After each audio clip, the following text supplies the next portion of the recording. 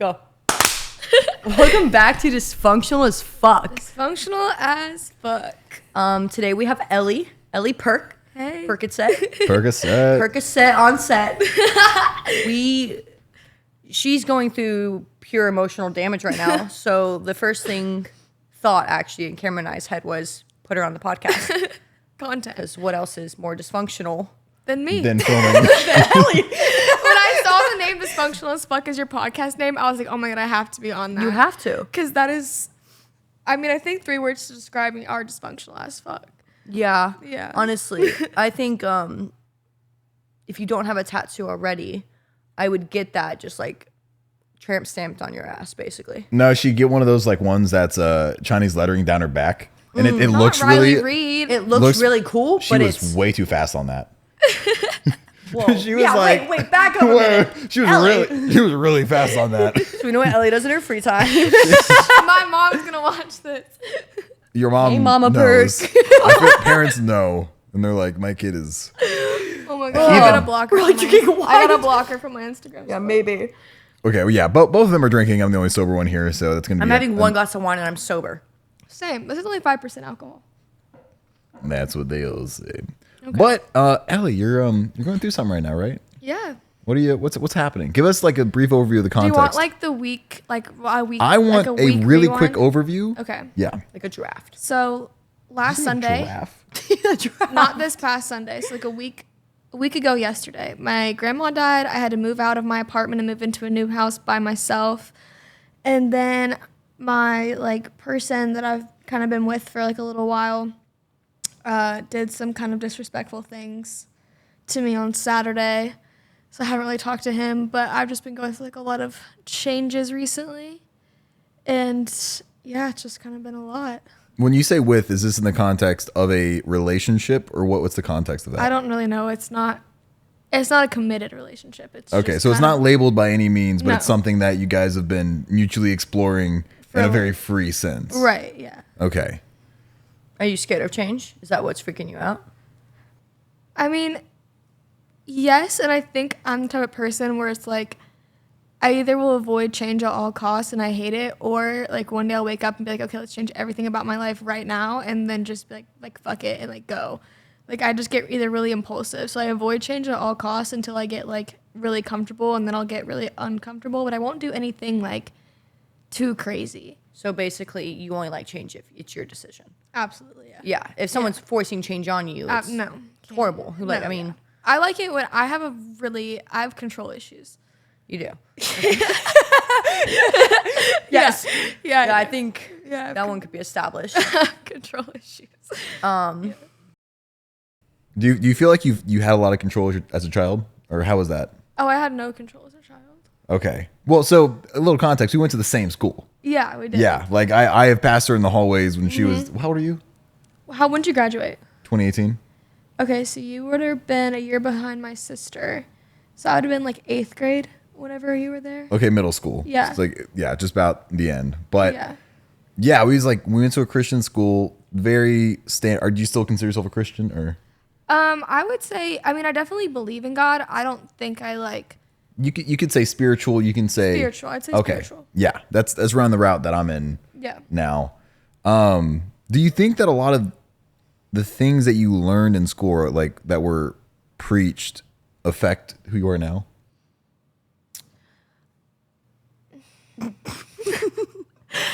Honestly, that's a really good question.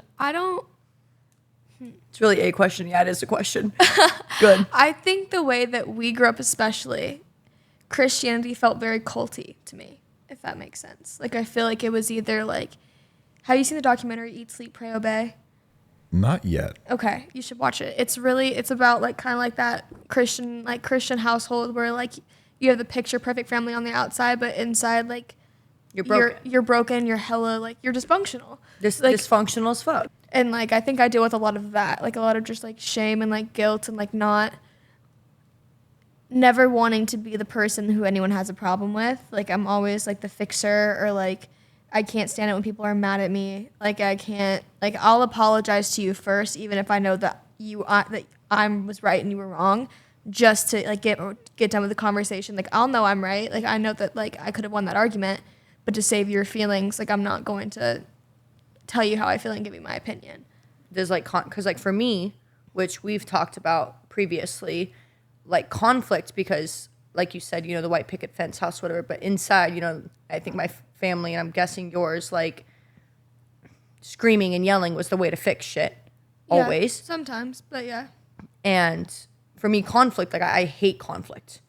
Like I don't, like someone I care about. If it's a random ass person on the side of the street, I really don't care if they're mad at me. Yeah. People I care about though, it's a problem. Right. So how do you know, grasp how to deal with that? Because obviously apologizing even when you're right isn't always the best thing to do. Well, yeah, like even like literally just a second ago, I was like texting that person, and like I said to him, I was like, "You're so fucking stupid," and then he was like, "Okay, bet," like saying the conversation's over, and I was like, "Okay, I'm sorry, I didn't mean it that way," because like even though I did mean like, "Oh, you're so fucking stupid," like I knew I crossed a line, and I was like, "Okay, I'm sorry, like, and then I like kind of hopped off, like I was just like, "Okay, it's fine, like it's alright," like I said one thing, he did something so much worse than that, and I'm the one being like, "Hey, I'm sorry, that was too far, like I'm sorry." But I feel like that's definitely him trying to deflect the blame.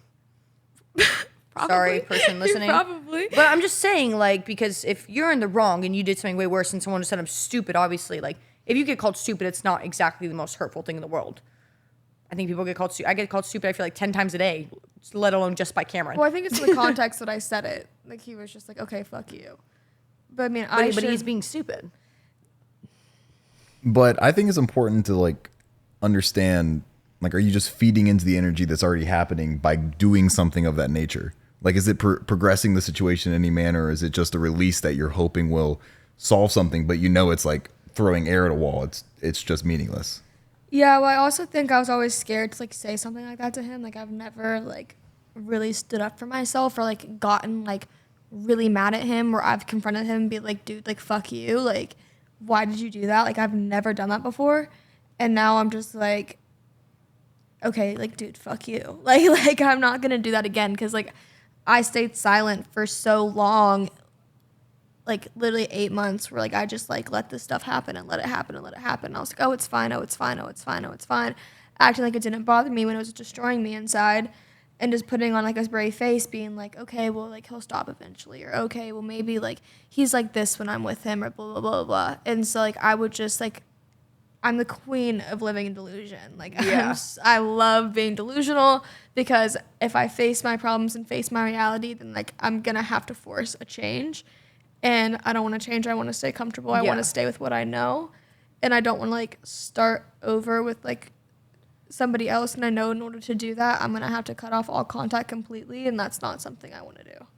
And I mean, that's something I can definitely relate to as someone being out of a relationship like that.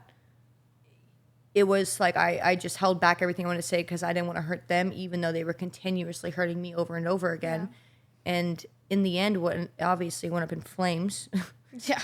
It ended up me eventually finally like unloading all of this shit, everything I've ever felt. Because finally I was like, fuck you, I don't care if I lose you anymore. Yeah. And I think that's why I held back for so long, was because I was like, I don't want to lose this person, even though they're continuing to hurt me over and over again. So by the end, I mean, if you don't voice it, either it's gonna go left unsaid and you're gonna lose them regardless, or you can take the fighting chance, say it. Yeah, you might lose them, but in the end, you know, there's not really a different result. Right. You know. Do you have a system of boundaries that you've established within yourself? What do you mean? do you have like basically saying that these are things in my life that I, you know, if you do this, you're going to leave me. Like, it's not me leaving you. It's the fact of this is not going to work out just because of who this is in nature wise. For me, it's like a boundary is like if someone is doing something that is knowingly and actively trying to degrade me or having malice towards me, or hurt me. I won't withstand that. It's just not something in my life that I have room for, energy for, especially when it's intentional. So intentional pain is like a boundary that I have. It's like for you, what would be boundaries that you have within just your own life and then means within a relationship? Okay, I will say this. I will say that, like, I don't think, in particular, the person I'm talking about did anything to specifically be like, "Oh, I'm going to do this to hurt her." I think he knew it would, and he didn't stop. You know what I Right. mean? And so, like, I think, like, he knew it would, but in his mind, like, oh, if I never found out about it, like, it would just, like, it wouldn't hurt me. Like, it was never to do it in spite of me. It was just, like, okay, I'm still going to have her. No, yeah, I don't think anyone that does, anything of that sort is doing it purposefully like, well, this is going to fucking hurt them. Watch me. No. But also they know it's going to hurt you. They know doing this is the outcome's going to be XYZ. They're going to feel this way and it's going to hurt them, especially if they find out. And the fact that they don't care enough about your emotions, your mental health, your soul, because that damages a person's soul. Yeah. I know. To me, like, and I know it's easier said than done. I've been through that whole thing. But I think it's important to look at it from a standpoint of, if someone's willing to hurt my mental and my soul like that, why should I give them my time and energy when they're going to do it again? Because a lot of people, if you don't do what you say, they're going to know that they can do it again and again and again. That's my thing, is I think that I'm horrible about, like, I'm really, really bad at standing up for myself, and especially, like, I want to be able to be like, okay, you cheat on me, I'm done. But I've been cheated on by everybody every love I've ever had has been been Twinsies. cheated on. I know. So it's just like cheating to me, like, shit. isn't even like, it's a big deal and it hurts and it sucks, and I would never say that, but I'm like used to that. So you and desensitized yourself, basically. Well, I'm used to, like, I associate love with cheating. Like, I'm like, okay, like, you still love me. You went and fucked that bitch, but you still love me. Or, like, oh, you still want to talk to me. Oh, you still want to be with me. Oh, like, she's not what I am to you. So it's, like, different. But I associate, like, okay, well, yeah, you fucked her, but you still love me. So, like, come on home. Like, that's kind of, like, that's, like, the way that my brain thinks, like, love is. Have you identified that the only common factor in every relationship has been you? Holy shit. Oh, my God. Damn. What the Ooh. fuck? Okay. What makes me so cheat-onable? No, that's how he's saying. He said that same thing to me and it fucked me up at first. I was like, what the fuck? He's saying you're allowing it. No, I'm saying...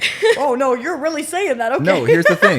Ellie, Holy shit. as a person, I need to take a drink. you attract certain kind of people in your life. Let's say if you're somebody who has a deep love for poetry, you'll attract other people who love poetry. So let's say if you have a disdain within yourself that is very driven and to thinking that you don't deserve anything better. If you don't think you deserve it, then you're going to attract people who think the same thing about you. They think you don't deserve that kind of respect either. Oh, that's where we're going with it. Cameron, I really thought right now, I was like, damn, Cameron. Fuck. I've told you this. We've had this I know, conversation. but I didn't. God. You just needed a refresher. I needed a Jesus refresher on that one. Christ. But it's an important account of, it's not only accountability, but it's the view you have within yourself, because it's a great reflection of anything. The view you have within your own heart is the reflection that everyone else sees. So if that is a disdained view, if that is tarnished, not in a good light, then other people will see that and then latch onto it, because they'll know that they can take advantage of it, they can use it, and it's not something that is being well regarded. Yeah. Well, I see that for sure. And, like, kind of bouncing off that, I will say that I feel like I have to prove myself to be, like, I feel like I have to do good acts to, like, be worthy of love. Like, if that makes, like, I'll buy you, like, anything you need. Like, I'll buy you anything. I'll cook dinner. I'll, like, take care. Like, every time, like, hey, are you hungry? Hey, have you eaten? Like, are you thirsty? Like, what can I get you? Like, making dinners and, like, having them over and, like, just being sweet. Like, just different things like that. Like, driving them places. Just being very, like, willing and, like, available to take care of them. Like, I like taking care of people. And I think that's because I never had someone to take care of me the way that I take care of other people. And so, like, when I see a need, especially in a relationship, like, if I see a need, like, even, like, I remember in high school with, like, my first, like, ever dude that I was with, it was, like, 5 years. It's been 5 years, like, off and on with me and this guy. And I remember, like, in high school, like, I was so in love with him, and I would just, like, bring him his favorite candy every week and just be like, here's your favorite candy. Or, like, just, like, do little things like that just to, like, prove, like, hey, I like you, I want to take care of you, like, like me. Do you think you deserve love if you don't do anything for the other person? No. I mean, I think everyone deserves love. I think, am I going to get love if I don't do anything for somebody else? No. So you think love's transactional? I think it has to be. In what context? Like, I think if you're not the best... See like a flying vape. I think, like... I mean, if you think about it, like, when you're a kid and you're growing up and, like, especially when you're a baby, like, you can give nothing to your mom. Like, you can give them nothing besides just being a baby. They give you everything. Like, literally, if they had not, like, been there with you and raised you, like, you wouldn't be here right now. If your mom just left you in your crib and was, like, figured out, like, you wouldn't be able to live. But as you get older, like, your parents are like, hey, can you do this? Hey, can you do that? Hey, can you do this, this, and this? Or, like, it starts to become, like, where you have to start doing more things for your parents, which is not how it was in the beginning. And I think that, like, if I'm in love with somebody and they're not giving me things, whether it's, like, confidence, like, bringing me up or, like, making me feel loved or making me feel valued, making me feel special, like, why am I going to love you? Like, you have to give me something in order for me to love you. So I think in the basis of it, every relationship is transactional. Do you think for a flower to exist, it needs to do something for you to be beautiful? I mean, it's just, like, what do you mean? Like, it's just like a flower is a flower. It's just genetically like that. Yeah. But, it, like... If you love a flower, is it doing anything for you to be beautiful? I mean, no. So just the simple fact of its existence and the aesthetic that it created for itself being what it is amazing as it is, just existing. And you could admire it without it doing anything for you. Well, there goes my point. It's like, I think you've just been through so many of these relationships, which also, like, everything you just said, I was like, repost. Like, in my head, I'm just saying that the whole time. I'm like, same. And it's almost like you have to unlearn that you don't have to give everything in you for a relationship to work. It should be each other complimenting. You know, like, there should be, like we've said, like, I don't want to do the fucking laundry all the time. You know what I mean? Like, you should compliment each other. Yeah. And they should be giving you some of them too. It shouldn't always have to be, like you said, and I know, paying for everything, cooking them whenever they fucking want, doing everything in your power, and you're, like, exhausted by it. Yeah. Just to make them happy when it feels like nothing you do is enough. Yeah. And it never will be. Because they aren't valuing who you are as a human. And true love should be unconditional. It shouldn't be conditional. It shouldn't be, you know, because you cooked me food, now I love you. And if you feel, you know what I mean? And if you're feeling that way, you know, that's something you should probably look into yourself. And I know I've had to. Like, okay, this isn't it. You know what I mean, though? So I think it's dangerous to say love should be unconditional. Because in that sense, you could go down that road and be like, well, I unconditionally love an abuser. I unconditionally love someone who does this to me. I think love is important with conditions, but you need to have a very firm understanding of what your conditions are. So that means a firm set of boundaries, a firm set of self-respect, and a lot of other things that go down that line. And I also think that there's, like, when I'm in love, like, if I'm in love with someone, like a person, like a romantic kind of love, like, I feel like the way that I love, like, because even with, like, my parents, like, I'll always love my parents, but I could so easily just, like, cut off contact with them and stop talking to them. I still love you, but I don't want to talk to you every day. Like, you hurt my feelings. I don't want to talk to you every day. Mm-hmm. But if I'm in a relationship with somebody and I love them, like, romantically, like, it's almost like a switch in my brain where I'm like, okay, I cannot fucking live without you. Like, I need to have you. Like, it's like a craving. And I think it's almost like it gets obsessive. Like, it gets obsessive. And that's where I get, like, delusional. And that's where I get, like, okay, like, I can't lose you. I don't know how to live without you. And then, like when I went through when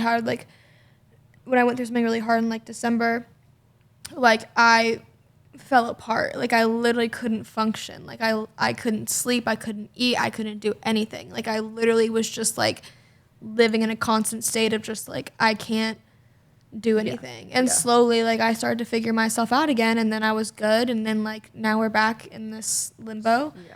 And, like, it doesn't Yeah, but I don't do well, but I'm also like, and when things are good, I'm like my best self.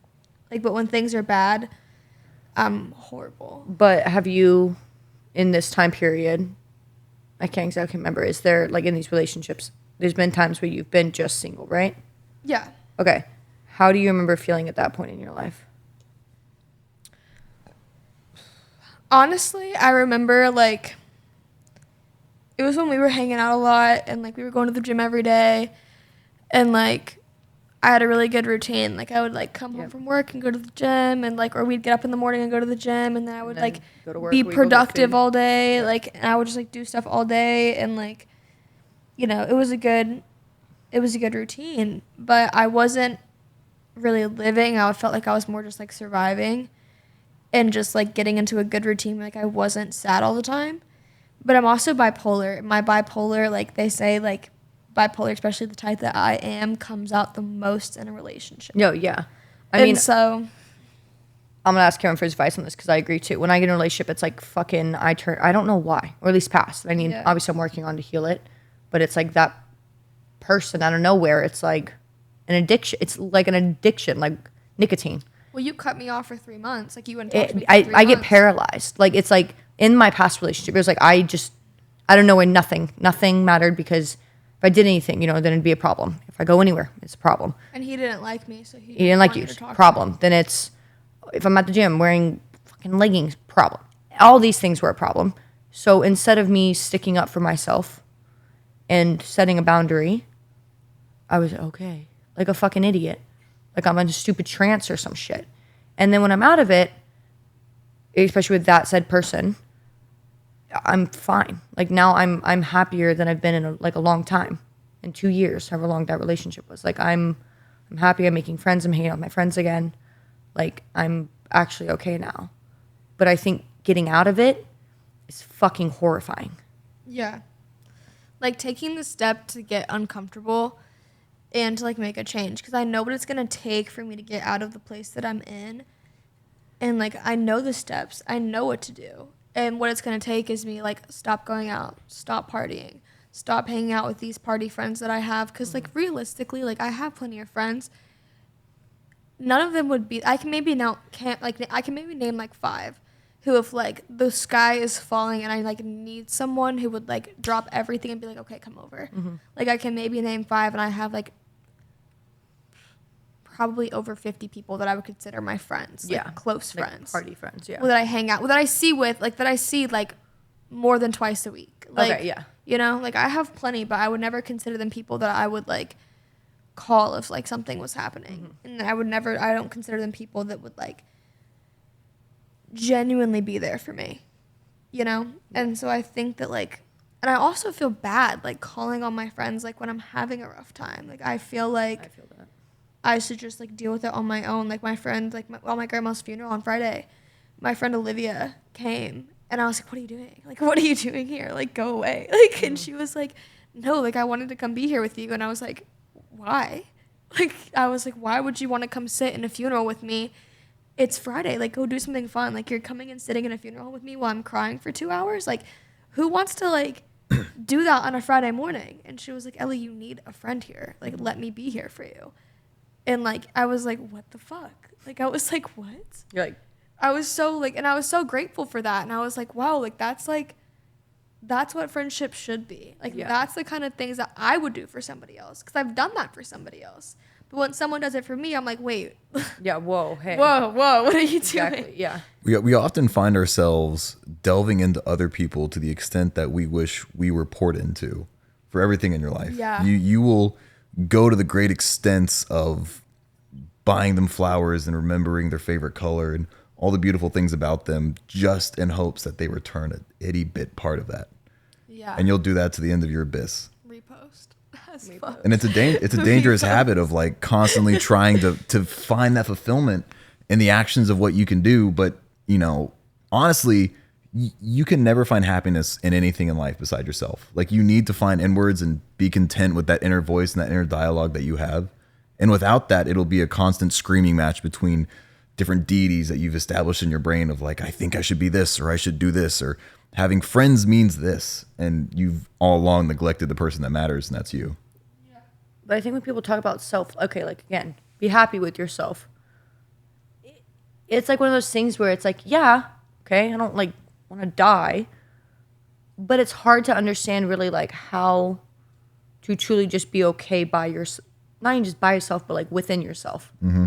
So like, how would you like more into depth say be happy, be happy with yourself? You know, you need to be happy just with no one in your life, because at the end of the day, humans are social creatures. Wait, can I like give you something? I'm gonna give you like something to talk about after I say this one thing. I think in the way that like especially we were raised like going to Cal and all that stuff, we were kind of preaching to like a shame-based faith. And so whenever they were like, don't drink, you're going to hell. Don't smoke, you're going to hell. Don't be gay, you're going to hell. Don't have sex, you're They going say to you're hell. innately born broken. Literally, they tell What? you you're broke. Yes, they tell you you're born broken. That's And the fundamental only in a way, Christian the faith. only way that you can find happiness is through God. And you're genuinely like, they tell you like you're bad, you're sinful, you're wrong, you're horrible, and the only way you can feel okay is through God.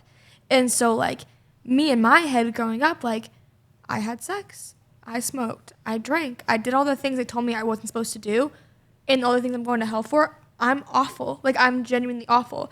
And like my parents would find out about that and they would cry. And they would be like so heartbroken that I did those things. Like I remember my mom, like when she found out I had sex, like sobbing and just being like, what did I do wrong as a parent that you turned out this way? And so like genuinely from the core of my being, from my earliest memories, like my parents sent me to a mental hospital. They committed me into a facility. Oh, you've been to one of those? Because they found out Give me I a was story having time. sex. They Oh, called the wow. cops on me to pull me out of my bedroom. I'm 17 years old. Drove me down to a hospital and committed me because they found out I was having sex. Can I get a little story time on that? I'm so curious how that Yeah. went. Well, you go ahead and talk about that and I'll tell you the story about that. I don't even know what I was talking about anymore. Now I'm invested into this mental hospital. No, that's thing.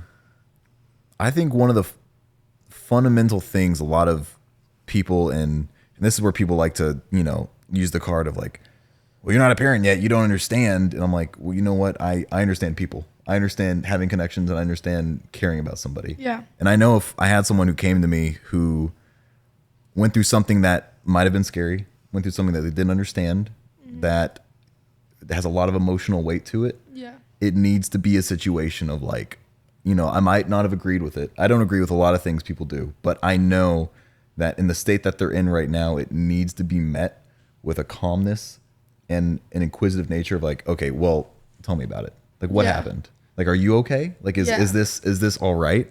Because without that, you're embedded, especially from like people in an authoritative position, you're embedded in your brain that if you do anything wrong, it's the end of the world. And it's not. Yeah. It's never the end of the world no matter what. The life's going to go on. You could be in jail for 20 years and still come out alive. I mean, maybe in jail, not. But like life's going to go on. The world's Yeah. not going to end. And a lot of people take all these situations that happen as the end of the world and it just doesn't work like that. Yeah. That's a really important thing for a lot of people. I wish they would take upon that more. Well, yeah, and I think that like that's why I kind of am the way I like am in some things because I'm just like I've kind of like let go of like I'm never gonna be enough for my parents. Like my parents are never gonna be happy with the choices that I make because realistically, I don't think the way they think. And like my sister, my older sister, and my other siblings, like they do, and I don't. And like I've never, like since being in high school, like I've never like fully been like thinking the way that they think. And like not to say that I don't like take some of their teachings like with me, like I do, but it's just like every time I'm around them, I constantly feel like they're disappointed. And so like that's kind of hard to be around. And like that's also like going into relationships where I feel the need to prove myself is because I'm just like I never want you to be disappointed in me. I never want to feel like I'm not doing enough, and I never want to feel like I can walk away being like, okay, I didn't do everything. And so like now, and if I'm in a relationship, like I literally will go above and beyond. And like you could not ask for a better girlfriend. You could not ask for a better girlfriend. And I know that. And so like now, if like the relationship walks away, like I have to face the fact like, oh, you just didn't like me. And that's like the toughest pill to swallow because in my head I'm like, how could you not? Like I'm just like, how could you not? And then it gets to a point of like, oh, you're just not good enough. And that's the toxic mindset that I keep putting myself in is because like I do everything possible for you to love me. I don't feel like I'm an ugly person. I feel like I have a good heart there's no reason why you shouldn't love me, but you still don't love me. And the whole, like, I'm not good enough. Which that's what it comes down to. Is It like, is. I'm just not good enough, because it's just like, I'm the only person in the relationship that I'm in. I do all the things. I do the same things for everyone. I give everything I have to give. You still don't choose me. You still cheat on me. I'm still not enough for you. Like, I'm not enough. Like, I'm just not enough. But, and I think the reason you keep going back, which, you know, you can correct me if I'm wrong, is because you want to prove to them that you are enough. When, I want to prove to myself that I'm enough. yeah, you want to be like, okay, no, I am enough. Like, they do love me. Yeah. Like, right? And I know from my past and being cheated on, for me, like, and that's just something that I've always been, I think, really strong. It's just like, I don't do that. Like, I can't, because of how damaging it is mentally. And I think when you are consistently putting yourself back into that, every time you're being left more broken and you're having to patch up these pieces of your heart. And when you keep going back and back and back, you know, you're going to continue to feed that thought of I'm not enough, because they're going to continue to do it, and they're going to continue to prove, and you're, well, I'm not enough. I'm not enough. I feel like I am genuinely, like, I'm not enough once. I've had friends who've been cheated on, like, relationship, like, full blown, they're committed, blah, blah, blah, talk about marriage and shit, cheated on multiple times. They go back. And now she's dealing with big repercussions because of it, mentally. And it's almost like in a self-harm way. And I'm not trying to, but, you know, like. Well, Ellie, what does it mean to be enough to yourself? God. What does it mean what does it mean to be enough for myself?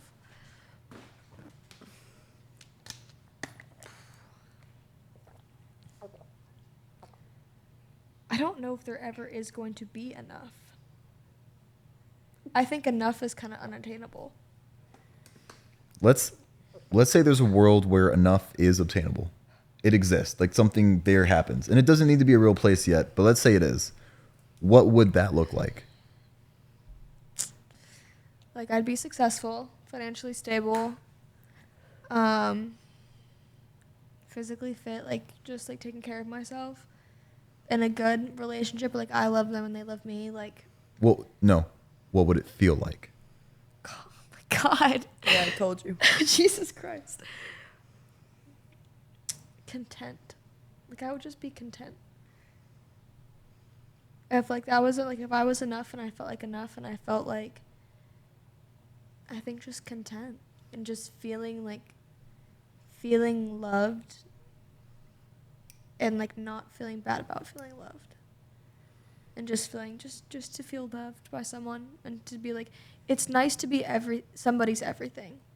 And I've never been somebody's everything. The same way other people are to you. Right, because, like, there have been people who are my everything where, like, I can't stand to lose them, and, like, they are the person I want to talk to about my day. And, like, even, like, friendships, like, where they, like, my friend, like, that has been, like, my everything. And, like, I've never felt like somebody's everything because everyone is so okay to lose me. Like, I've never had someone, like, fight to be like, hey, like, come back. Like, let me fight for you. Let me want you. I've always been the one fighting for somebody else. Do you think that little Ellie just wants a hug? Oh, my God, Cameron. It's what it sounds like. Oh, my God. Probably. Yeah. It sounds like a lot of this is just stemming from you feeling like people don't care enough about you. Yeah.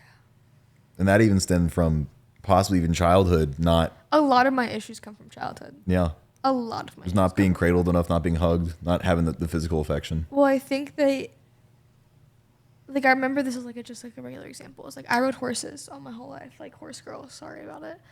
But like my parents, like my dad especially, he would make like these like, he's a videographer and he'd make these like really cool videos, like my sister's volleyball team, like the end of the year, or my brother's football team. He coached my brother's football team, and he would like take my siblings to practice and like watch them and like kind of be more involved in their lives. And like I remember the last like memory I have of my dad where it was just like I felt really close to him was probably when I was about 7 or 8. We would go on like daddy-daughter dates, but that's like the last time that I remember being like close with my dad was when I was like really little. And then like I rode horses and like he would come to stuff if my mom asked him to, or if like it was like a big thing the whole family was going, but like they were never super involved in like my horseback. Like they would just kind of sign the checks and just be like have fun. And my grandma would take me, the one who passed away. So like I remember being really close with her growing up because like that's what I wanted to talk about. Like when you're in your sport as a kid, that's all you talk about. That's all you want to do. Like that's like your big Your thing. identity, basically. Yeah, like your identity. And like they were never really involved in that. So I kind of just felt like that was my own thing and they didn't really care. So I didn't really talk about it. So they just never really knew like what was going on with me and they never asked. So you just felt like you've constantly been competing for the spotlight between your siblings. Yeah. And also whenever I would go to this is so fucked up. Whenever I would go to my friends' houses, I read like a study about this, or I saw this on, I can't remember where I saw this. My therapist told me this, I don't know. And I would go to my friend's house, and they would be like, she's so easy. Whenever my mom would pick me up, like, oh, she's so easy. Like I don't have to do anything with her. Like she's so easy. She's just easy. And that's because I was hyper independent as a kid because I felt like no one would take care of me. Mm-hmm. And also, here's another fucked up thing. I would imagine like when I was upset or like if I was like feeling like really sad, I would imagine getting really hurt, like getting in a horrible car accident or like getting cancer or something like horrible happening to me, so that someone would care about me.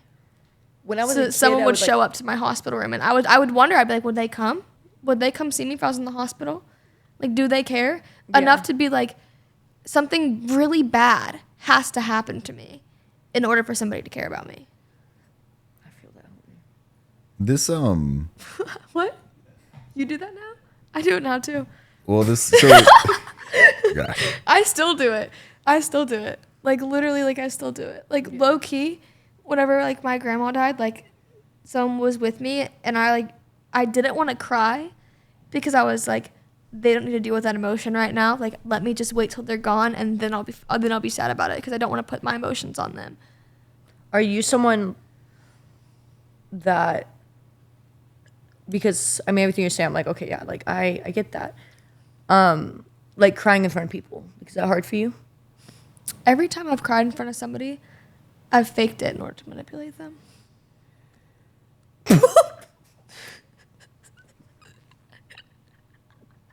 I mean, what? I haven't, the last time I cried in front of somebody, and it was in front of my girlfriends, I've never cried in front of a dude, like, fully, like, actually cried. Like, I've faked it to, like, make them feel bad, because, like, men get uncomfortable when I cry. Let's dive into that. Yeah.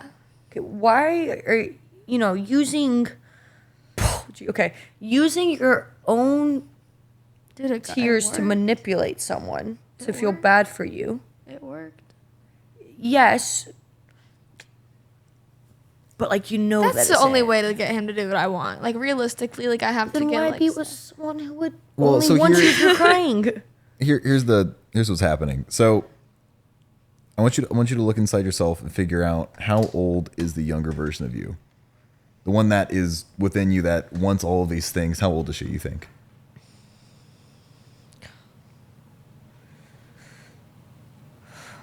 That's a good question. I don't remember a lot of my childhood, low key.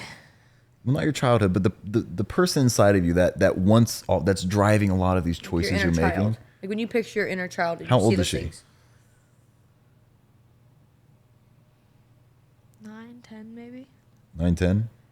Okay, so you have this inner child within you that is derived from a lot of the time period of your life where you were constantly needing and wanting love. And in front of that younger child is different variations of what you are now. Mm-hmm. And those variations are teaching you how to survive with that hurt that you were stuck with in that time. And part of what needs to happen here is that you need to have a conversation with her and understand that, hey, we're not 9 or 10 anymore. We've grown up. It's okay.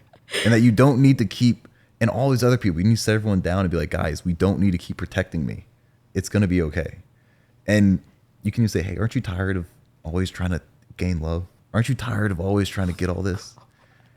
And if you understand that all these people inside of you, all these other personalities and things that are driving you are just having a hard time, and they want the best for you. They really do. Like, you doing this thing for love and all that, like, all they want is just to give the younger you a little gift, but the gift that they're giving is something wrong, and it's not what's right. And you need to like formulate those relationships and understand that, hey guys, like we don't need to have this system right now. You're all useful for what you do. And I thank you for that. Thank you for protecting me and helping me get this far. But I think there needs to be a change now because it's not working for what's happening. Yeah. That's deep. That's heavy. Yeah. I mean, I feel like subconsciously, I feel like the only way that I'll be able to like love myself is that somebody else loves me first. Because I feel like innately, like I think that's the reason why, like, I let, so, like, every relationship I've ever been in, like, been cheated on. I think that's the reason why I let that slide. And I remember saying to somebody one time, I was like, hey, if you cheat on me, if you want to cheat on me, that's okay. Just text me hall pass first, like I just know what to expect. What? I literally said to them, I was like, hey, you can cheat on me. Like, you're good. Like, literally cheat on me. You're fine. Just, like, let me know before you do it. Like, just why out of would respect you for allow me. Something Just, like, literally in my head, I was like, out of respect for me, it would just be nice to know you're sleeping with other people just so I can But protect that's not respect myself. for you. That's Just, you like, having literally no... for the reason, like, let me protect myself so I don't get an STD from you. Because I thought, I was like, you're going to do it either way. Like, in my head, I'm like, you're going to cheat on me. I know that. Like, I know it. But what if they did it and you just basically gave him the whole pass to go fuck another bitch? Well, I knew he would. Like, I wasn't surprised. I was just like, It's the level of respect that she is used to right now. Yeah. So for her, that's a usual. And now it's a conversation of how do we grow that? Like, how do we change your usual? Yeah. Yeah. Well, I'm just like, how do I like myself? Like, I don't know. Well, we can start with this. What do you dislike about yourself? Oh my God.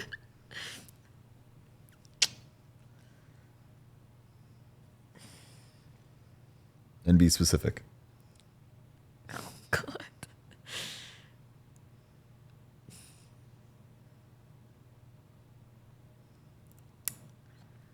I mean, there's definitely like physical features that I'm insecure about, but like you talk about like what like about me that I like features that I don't like about me. No, both. Physical, emotional, both.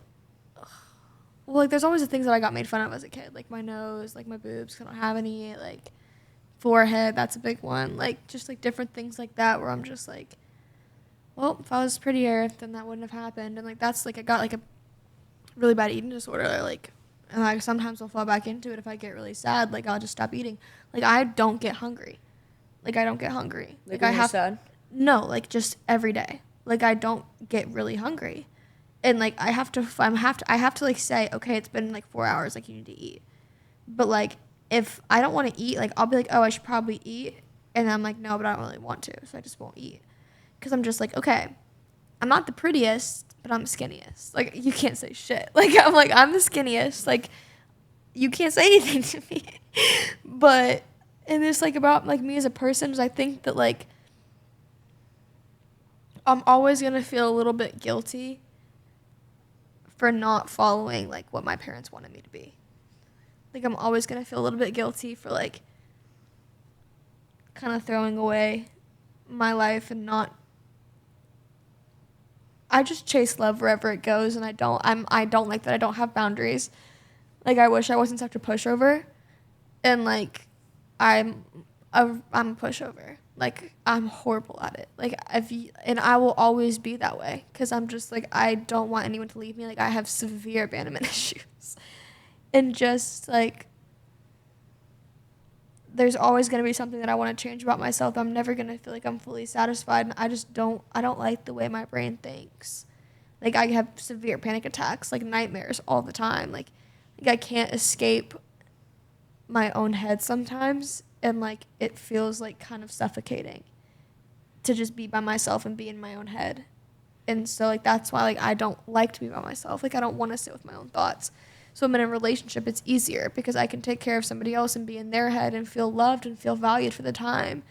And so I don't feel like the way that I do when I'm by myself. Or at least they're taking up that space in your head. Right, they distract. And, like, it's a good distraction because I feel loved. Like, I feel valued. I feel like you want to be with me. Mm-hmm. And having that, like, pacifier to be like, hey, I want to be with you. Hey, I want to love on you. Hey, I want to cuddle with you. Like I want to spend time with you. Like, I want to laugh with you. I want to watch movies with you. Like, having somebody to do that with where, like, you like them and they like you and having that connection, it just, like, numbs it. And that's the biggest drug. Is like, because I'd use drugs, obviously, to cope with my problems. But, like, love and feeling loved and feeling valued is the biggest dopamine hit of my life. I think love is one of the worst or best things ever. It's like a drug. It's a drug, and it's like a withdrawal. Like, when I'm not with them, like, I feel like you miss them. Like, and, like, whenever I would go through breakups with any ex, it would just be like I would feel it in my chest, like a it's longing, physical pain, like too. a longing for them, and just feeling like a physical chest pain. And like I remember, I had just had like, it had been a couple days since like I found out something really horrible, and I hadn't cried yet, and I was like, wow, I'm doing great. I was like, dude, fuck you. Yeah, I'm so up. Like, you're fine. Yeah. And I got in the car. Well, I walked in the gym, and I started doing my sets, and I was doing hip thrusts, and I was halfway through my set, and I just, like, did a rep, and I just started bawling, like, in the middle of the gym. Like, I had to leave. Like, I literally was, like, put the weight down, and I was, like, like, sobbing. Go. Like, I left everything. Like, I left, like, the way it was, like, just left and got in the car, and I had to go pick up my friend, and I went and picked her up, and, like, she was, like, what is wrong with you?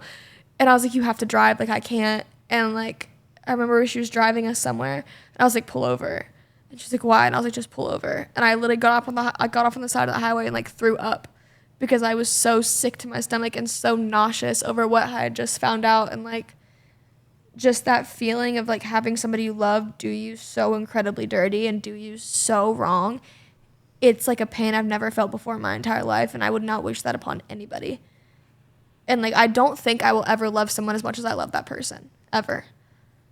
Like, I don't think I'll ever be capable of letting myself love somebody that much. Because as much as, like, what I'm going through now is hard, I'm still fine. Like, I'm fine. Like, fuck you. Like, you did what you did. It fucked me up the way they did. Fuck you. And I still don't trust you. I didn't trust you to begin with. But, like, I didn't think you would do me like that. But still, fuck you. But I'm fine. Like, I'm functioning. Yeah, I mean, you're functioning, you know, like Cameron said, time doesn't stop, but, you know, if you're fine, then you're functioning, but are you living? Yeah. I don't think I've been living for a long time. So, if you haven't been living for such a long time, and you feel like, but you're like, oh, I'm fine, I'm going to continue to do the same things over and over again, and continue to put myself, because of all these childhood traumas you have, that are unhealed. And, you know, and childhood traumas, I think, show up the most in relationships. Yeah. Where at least mine definitely do. I think that, yeah. Yeah. Because mental health shows up the most when you're in relationships. Yeah, because it's when you're the most vulnerable to someone and you're giving them your heart. Right. You're giving them every piece of you. And like you said, you give them all of you. Yeah. So I just, like Cameron said, I think, like, really, like, you know, try to heal your inner child. I'm saying I'm not anywhere near close to being healed. Yeah. I'm saying these things about just because Cameron tells me them all the time. Well, Cameron, how are you so healed? He's done extensive time. Okay, so I would like to know. Let me ask you a question. He's going to tell you to walk in the park. Hug a tree, man. Well, I was going to say, because you and Kate have had, you grew up in the same family. Yeah. And, like, you've had, like, I would see, because I remember, like, seeing you around in high school and, like, hearing things about you.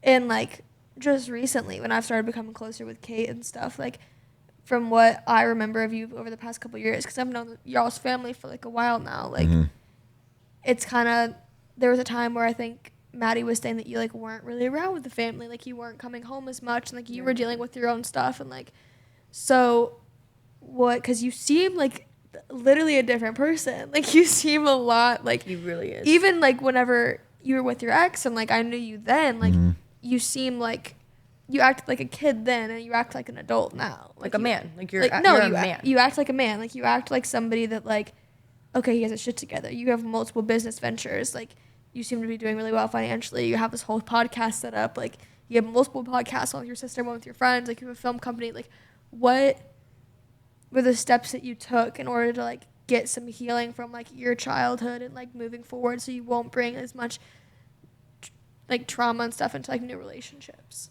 I had to realize that a lot of what people do is they numb, like you said. They numb with drugs, they numb with sex, they numb with music, podcasts, and even self-betterment. You can numb yourself constantly wanting to be better. Yeah. And it's not easy. I have plenty of days where I don't do good. I have days where I feel like things are going to end and, you know, it's not great. And it'll never be together, quote unquote. But there's something relaxing about just accepting what life has to give you, accepting the finite truths of that we are going to die. That is promised. Yeah. We're promised that, you know, we're promised pain. That is an absolute. And I think once I started embracing my pain, embracing all the things that have hurt me, all the loves that I've lost, all of the times where I've fallen short of who I wanted to be, I started to understand that, oh, there's beauty in the pain. There are answers within it. And the deeper and more uncomfortable you get, the more it can come back and reward you, because life is like a heartbeat monitor. It goes up and down, and it's never going to flatline, because if it did, you'd die. So with every bad experience comes a good experience of the equal fold in intensity. And once I understood that constant rhythm that life has to give me, I was able to take instances as a lot more calm manner than something that was a chaotic connection of events. It's like, no, this is a high, and that means a low is coming, but that means another high is coming. So every event within itself is just happening in front of me, neither good nor bad. And I am beyond lucky to experience what I get to experience every day. I'm lucky that I get to spend time with people. I'm lucky that I get to say hi to people, go to the coffee shop and see the same person. They know me by name. Like I am thankful for that. And being able to grow throughout that journey, it's been hard. I mean, I've had days where I thought I was going to just lose my shit and I should quit everything and run away, and like, it doesn't get easy. I have those days a lot. Yeah, and it's good not to deny those feelings. I mean, shit, you gotta let yourself feel the pain. You need to lose your shit a little bit, and you need to grow from it. Like, there needs to be a change. If you keep doing the same shit every day, you're gonna get the same results. You're where you're at now because of everything you've done. Yeah, I think that for sure. And I think I'm at the point now where like I like dropped out of school because I was so down bad mentally that I couldn't function. So I dropped out of school, and now I'm at the point where I'm just like, okay, what the fuck do I want to do with my life? Because like my whole life, like I was like, okay, I'm going into medicine. My mom's a doctor. My sister's a nurse. My aunt's a nurse. Everybody in my family is some sort of medical. And like, I'm like, do I really want to do that? Like, do I really want to? And the answer is probably not, no. Like, I don't think I want to. But there's nothing that sounds good to me. There's nothing that, like, excites me, that makes me want to get up, like, out of bed in the morning. There's nothing that, like, I can think about doing for the rest of my life and, like, yep, that's what I want to do for the rest of my life. Like, you're having, like, your passions? Yeah, like, I feel that. I have no idea. Like, what am I, because I pay for school. So I'm like, why am I going to waste my money in school on a degree that I'm not going to use? If you don't even want to do it. And I'm going to get out in 2 years and be like, fuck, like, where do I go? Like, I have things that seem cool. Yeah, like I have yeah, like, oh, that'd be fine. But like, which I think that's more something that we can take away, that, you know, you're 20, I'm 19. Around this time of life, I feel like there's a lot of people out there, because I feel alone in that a lot of the times. Like, fuck. No, yeah, you're not. What am I going to do? Yeah. I feel like I'm doing all this, like I'm not doing enough, blah, blah, blah, blah, blah. And I think just collectively, you know, I think it's at this point in our lives, it is definitely hard to figure out what the fuck we're going to do. Because at this point, it's kind of where there's that societal pressure to kind of like, you go to college, you have a fucking passion. Or go to college, you have a business. Like, there's something. Well, I'm out of my teens. Like, I'm not a teenager anymore. Yeah. I'm in my 20s. I was terrified to turn 20. I was like, I'm in my 20s. Like, I'm like, oh, I'm 19. Like, I'm just a teenager. I'm still figuring it out. Like, oh, people graduate high school at 19. Yep. I'm just like, dude, like, I'm good. And like, I'm like, fuck, I'm 20. And I have no idea. I have no purpose. I have no idea. And like, I have my passions, like horses, like getting back into that. And like, that was my grandmother's dying wish. She told me, like, on her deathbed, she was like, ride again. Yeah. And like, I was like, because she knows, like, I'm my happiest when, like, I'm around and doing the things that I love to do. And like, that's something I've always been good at. And like, people make fun of me for it all the time, and I'm like, dude, I don't care. Like, I like it, and it's fun, and like, I feel the most myself when I'm putting my hand to something that's like good. Yeah, and I think, like, Cameron told me, because I was like, I don't know what the fuck my passions are. He's like, find little things that you like. The gym, I like poetry. Those small things for him, it's his walks in his park, you know, saunas, like those type of things. Find your little things. That's something I'm trying to do. I'm not doing the best at it. Still fixing that sleep schedule. But it's terrifying. It's terrifying growing up and being like, what the fuck am I going to do? Because it gets to a point where you're like, oh, wow, I know I actually have to have a career. Yeah. Like, I can't just... I'm not just a kid anymore. I can't just I have to figure it out at some point. Yeah. Like, no, I relate to that. That part's fucking terrifying. Before you find a career, find purpose. That's what I'm saying. That's why I'm not in school. That's what I'm saying. That's why I'm not in school, and that's why I'm not in like a huge rush to get back into school. Because I'm like, people go to college for 4 years, graduate, and then go back for another 4 years, and then do a master's degree like when they're 30, and like they wasted all this money. They're still paying off debt from their first 4 years for the degree they didn't use. And I'm like, I make good money like what I'm doing as I'm doing it, and I'm decently happy doing what I'm doing. And, like, I'm not going to rush into something that I'm not going to use in life. And I don't want to be, because, like, my mom hates her career. She's a doctor. She did 12 years of school for a career that she hates. And she lives burnt out all the time. And I'm not just going to, like, I see it with all my friends' parents. Like, they make so much money. They're so well off. Like, they're rich, but they're so unhappy. Like, they hate their lives. Like, they don't like doing what they're doing, but they have a family to provide for, so they do it. And I'm like, they might have a good marriage, might have good kids, but like when they go to work every day, they dread it. And like, I don't want that for my life. Like, I would rather be broke and like living in a tiny house and driving a beat up car and be happy than have everything in the world given to me and like having the boats, the cars, like all the newest things and like all the newest things. Hey, you want to fill me up? Huh? You want to fill me up? Here, you just want the rest of my glass? Okay, yeah. Put it up. No, I was gonna put wine in there. Time out, Cameron. I'm loose. This is going good. Time out. 58. There's some time. Yeah. Okay. But yeah, I would rather just like take my time and figure out like what fulfills me than like rush into it. That was like a catch, Kate. That hurt. Like, damn. Sweaty hands going crazy. Did you go to college, Cameron?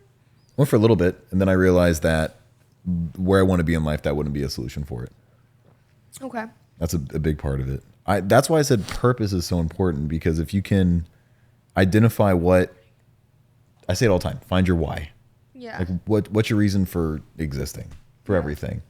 And what's your why?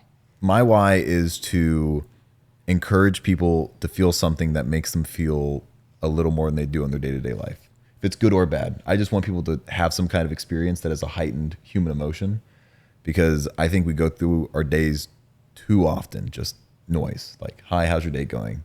Get my coffee. Go to the gym. Do this, do that. It's a mundane fucking train that everyone's on until it just explodes one day. Mm-hmm. And I would love to be a speck in that tail that is something a little more beautiful. Just like, didn't think of it like that. Or like maybe it's like I felt different. And if I can incite that, you know, I'm happy. But everything I do is like these podcasts, the content I create, the movies I work on, like I use it all as an excuse just to get to know people more, to share what I've learned, you know, help people feel what we're seeing. 23. Okay. Yeah, I told myself that too. I'm like, okay. But I had like 4 more years. But yeah. I've been working at this since I was like 16.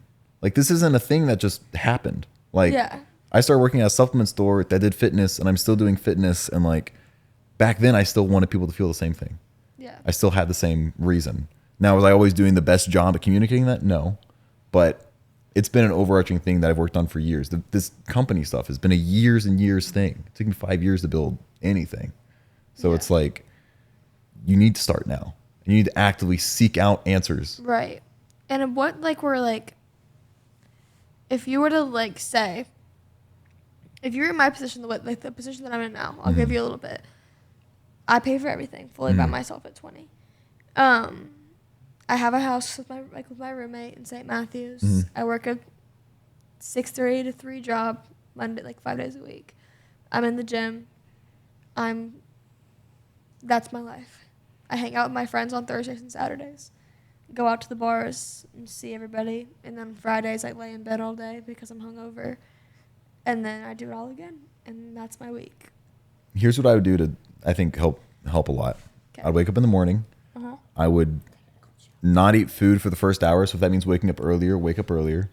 Have some time, sit in silence. Just be with yourself, be with your thoughts. Bro, I have to wake up at 5 a.m. every day. Wake up at 4. You're crazy. Wake up at 4. But do this. Take a cold shower every single day. Freezing. Make it hurt. Cold shower, dude. No, I get told this like 4 times a week to take a fucking cold shower. If I did cryotherapy for a while. Cryotherapy works too, but you need to change your physical state. You cannot scream at a wall and expect yourself to feel better. It does I do scream and it does make me feel better. But for an actual change to happen. So it's like, okay, you have your day. Let's say you do wake up 5, you eat, you do whatever, you work. That's fine. I understand you have to pay bills. You have a lot of time outside of that before you have to go in the bed or whatever. I would, and it sounds a little weird, I would ground yourself. I think grounding is really important. Go to the park, take your shoes off, understand the world. I would start reading a lot. Absolutely. I think you should, pursue Marcus Aurelius's meditations, Jay Shetty's How to Think Like a Monk. There's a lot of books that you can read and start to dive into and learn. The pursuit of knowledge will enlighten you to a lot more things that life has to offer. And then I would meditate daily. And then understanding that meditation isn't sitting in a fucking corner going, Meditation is a direct, intentional thought that is held for an extended period of time. For me, I've even meditated like, how do I improve my relationship with my siblings? Like, what does that look like? What does it look like to have a better relationship? What does it look like to be happier with myself? And think of that. You need to spend almost an equal amount of time alone by yourself with yourself and growing that relationship and fostering it, checking in with yourself when you wake up and say, hey, how are we feeling today? What's going on within ourselves? Acknowledging those parts of you. And if you're able to start doing those steps every day, eating right, fucking understanding your health, there's so much about your health that affects your mental state. If you can start growing every day and being better than you were yesterday, the compounding interest of that will be astronomical. You'll look back in 6 months and not know who you were. But if you can do that, it'll I was guarantee. thinking I want to do like 75 hard. And like, cause I genuinely think like I've got to stop. I have to like stop going out, cause going out is like a pacifier. Like I like have a bad day. I'm like, God, I can't wait till Thursday. Like, God, I cannot wait to go out and like just get stupid racked out of my mind and like see my friends and do all the drugs and like see all my like, and just get like, cause I just like, when I go out and when I party, that's when I feel like I'm like, oh, I'm happy. Ugh, like I don't worry about anything. Like I'm just like, oh, I'm happy. I'm good. I got work in the morning. I have nothing on my plate tomorrow. Like I can just come out. I can have fun. I have no responsibility. Like I'm good. And like that's the time where I feel like I can like let go and not have to be like so responsible. And like that's what kind of just like it kind of kills my progress. Cause like even when I was doing really well for a couple months, like going to the gym every day and like eating right and like sleeping good, and like I didn't go out for a couple months, and like I was like together, like I was good and I felt good, and like I still feel good now, but like there's always that part of me who's gonna like it just helps me like drown it out, you know what I mean? Because there's so much that like I think about and I have anxiety about like on a daily basis that like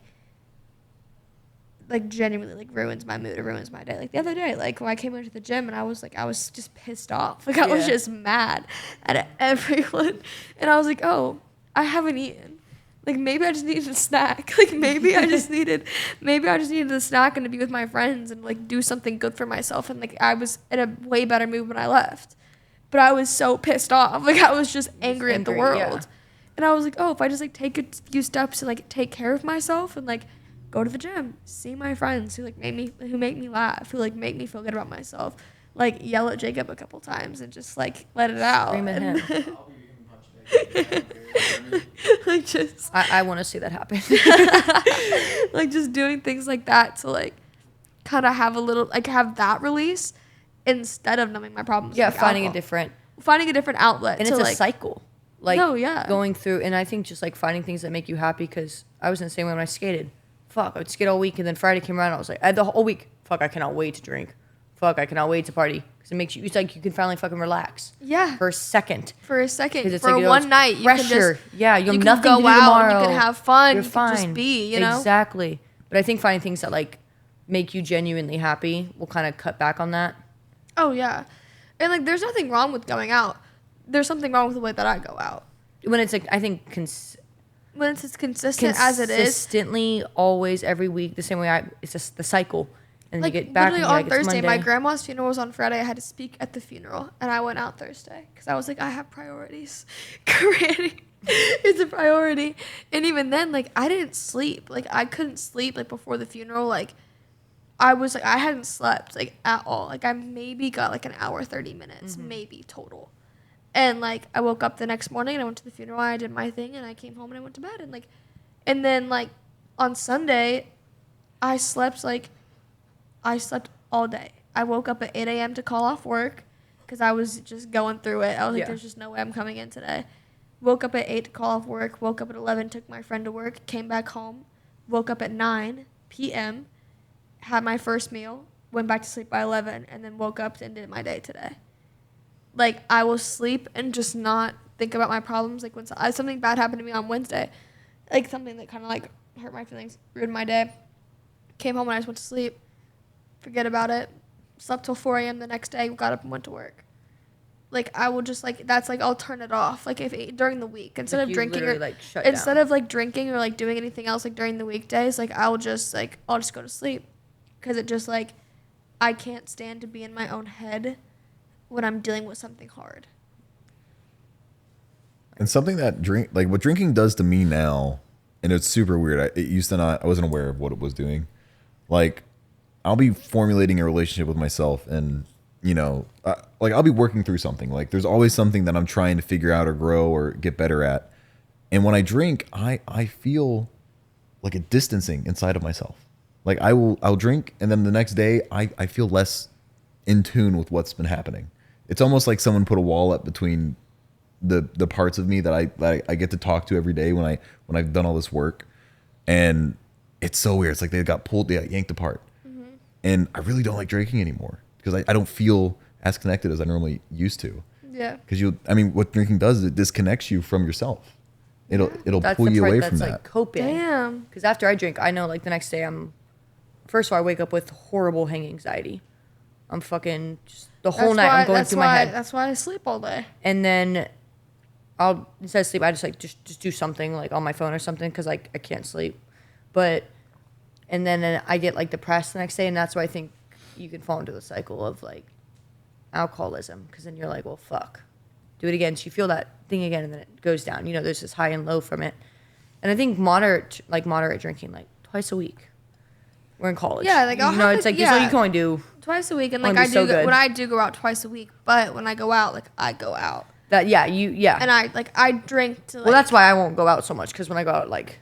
No, like when I go out, like I drink for a purpose. I drink to like be like. To not care about my feelings. You drink to get drunk. Well, even then, like on Saturday, like whenever like that thing happened, I couldn't even be sad about it because like I was drunk. Like I was drunk. I couldn't. Yep. I literally was like, "Damn, fuck you." But like I couldn't cry. Like I was Be sitting in the car listening to sad music, and I was like, "Damn, like I wish I could cry right now." Be careful with that, because that's how my shit with alcohol started. Yeah. Like what you're telling me literally sounds like I'm talking to like 17-year-old me. 17. Maybe I do have an alcohol problem. You could, if you really look into it. If you completely stop drinking, you look back on it and be like, huh, wait a minute.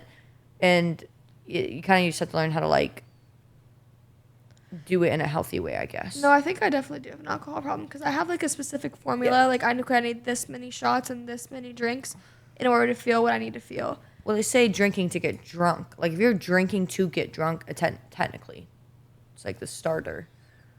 Like But I'm drinking this wine because I like the flavor of the wine. Like I'm not feeling anything off Yeah, this. I Like know. I'm taking tiny sips. It's 5%. Like I'm not drinking this to feel anything. No, yeah, it's Like, just because it's just like wine with the girl, whatever. Like right. wine with the girls. Wine with the girlies and Wine with the Cam. girlies, yeah. But I'm saying like everything you're telling me now, the cycle, the way you feel the most alive when you're partying. Like you feel like you're happiest. You can't be sad. You tried to cry and you can't cry. Listen, I've literally tried that. Those were all things that started, and like that's when I got bad, like Yeah. really bad. And I would just for you, be cautious with that. And you're saying to yourself, okay, I need to do these things. I need to do these things. But if you're not doing it, you're basically just disrespecting your own boundaries to yourself. Because that's what I did, and then I fell into that loop. Horrible one. And that's when it gets really hard to get out of. Yeah. So. That's crazy. You have any more Anyways. deep questions for me? There's plenty. We don't have all night. Yeah, we got plenty of so shit. long. We could go for hours. Plenty of shit. But no, I think if you just, I wholeheartedly believe if you do some actions that change your day-to-day life, your mental state will start improving. But it needs to be like a physical act every day. Yeah. I need to just like bite the bullet. Because I was talking to my mom. And I was like, I think I want to do a month because I was thinking about it. I have not been completely sober since I was like 16, 17. Like I haven't gone Do a it. day without like some sort of like nicotine, like weed, whether it be like, I don't really smoke like that, but like nicotine, weed, like alcohol. Like I have not been like sober since I was 16, 17. And like, what the fuck am I like sober? What do I eat like? What do I sleep like? Like I know nicotine fucks with my sleep. I know it fucks with the way I eat. I was like, what would I be like if I don't get as thirsty as I would have been? Like I don't drink enough water. Like I was like, what would I be like if I was completely like stone cold sober and like didn't and just was like what would happen? I said thought too with nicotine. That means I haven't been sober since I've been 14. You haven't been sober. Whoa. Like what? Like it's like the way you like the way it affects your eating so much. Like I mean, I could only eat like a little. That's why I bit. started it. Yeah, I can Was only. to not eat. Yeah, you can only, and it fucks with your sleep too. Like you don't get as deep like Maybe that's why my sleep's so fucked up, dude. you don't get like as deep of sleep. Like like I'll sleep with it clutched in my hand. Like there's like it's like I'll sleep with it in my hand. Like I Mine on the can't. nightstand at least. Nah, She gets a little- she's locked up. Like she's Locked up. locked in, man. But I mean, I think I want to do like a month or like 2 months, and maybe if I do 75 hard, which I've been thinking about doing it because I've been following. Do it then. Like I've Don't been think thinking about it, do about. it. I've been thinking about it, and I'm just like, what would happen? Like, what would happen if I just like said fuck you and just did my own thing for 2 months and just did it? Like, what would happen? I think some good things would happen. Yeah. There's nothing bad that come out of it. It's just the fact that I'm gonna have to be so uncomfortable. Can't And grow I unless don't- you're uncomfortable. But I hate like I said, I have a control issue. Like I hate like not feeling in control, and like, cause I was gonna do it where I do like a social media cleanse, like delete Snapchat, Instagram, like everything, like ghost, and just like do my thing for 2 months, and like talk to people I want to talk to. Why are you laughing at me? No, I'm not laughing at you. He's just like stupid, and the way you just looked at him, you were like. Well, kept because I knew talking. he was doing some He was stupid like- shit over there. But yeah, I mean, do it though. Don't disrespect your own boundaries because then you're teaching yourself that you were a pushover even within yourself. And use your support system as accountability. I'm more than happy to yell at you any day. I'm sure Kate will yell at you. Jacob will yell at you. I mean, this is what people Wow, are you're for. They're really supposed to excited to hold yell you at someone. accountable. Yeah. Facts. You got to use your resources around you. I mean, people are there for a reason, but a lot of times you just neglect what's right in front of you. It's just gonna suck because like if I do that, I have to let go of the life I've been living for the last like. I'll do year it and with a you. half. But your life is a lot like the way that, like your friends here are like me and like Jacob and Cam and like your siblings About and it. stuff. Yeah, that's literally about it. Like you have like 2 friends. Basically. I have 50. That I'm But having how to many of those say, friends are your real friends?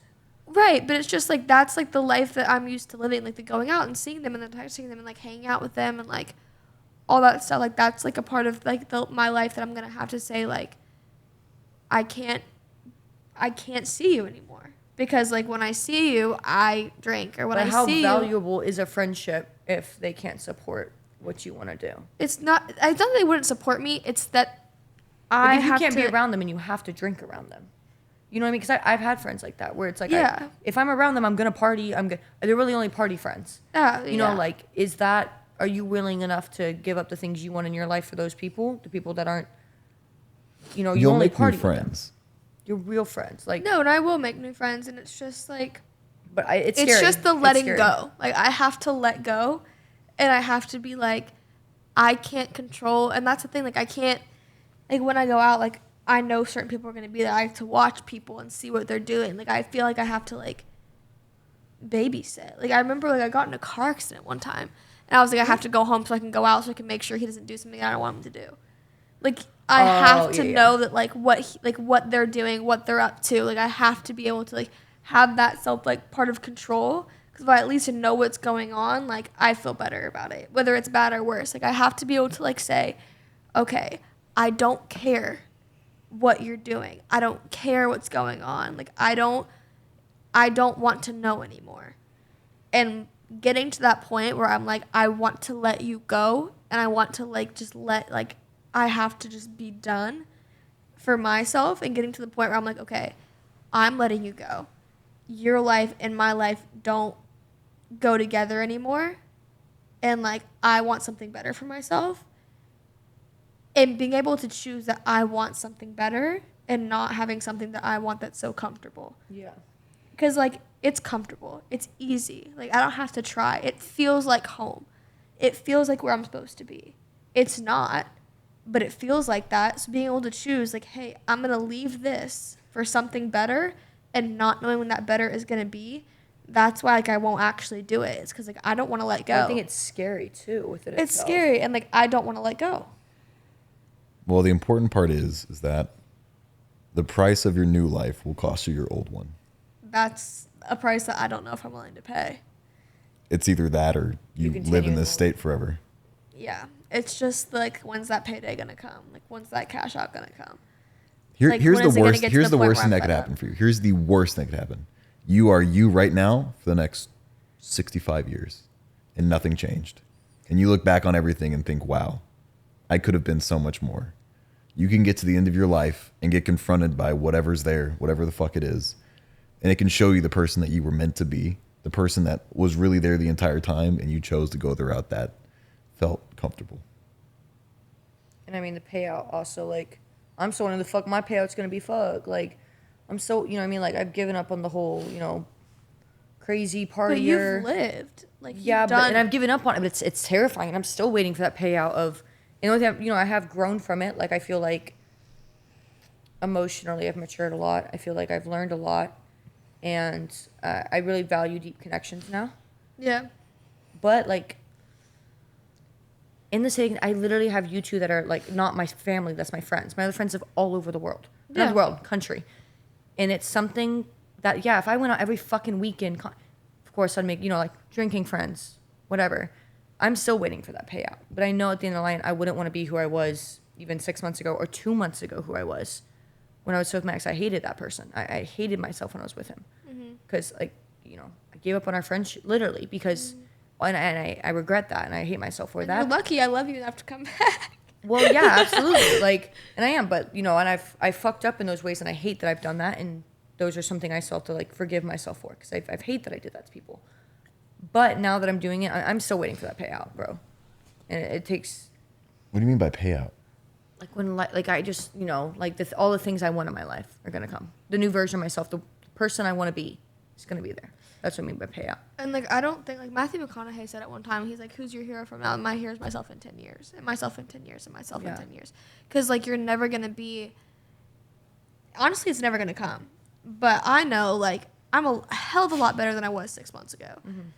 But I'm still not good. Like, 6 months ago, oh, my God, like, I had nothing going for me. Like, I was, like, 20 pounds lighter, like, didn't eat, like wouldn't, like all I did was like party, all I did was sleep. Like I didn't even like I wasn't even a human 6 months ago. Like you saw me, dude, I was down bad. Like I was fucked up. Like I was really, really bad.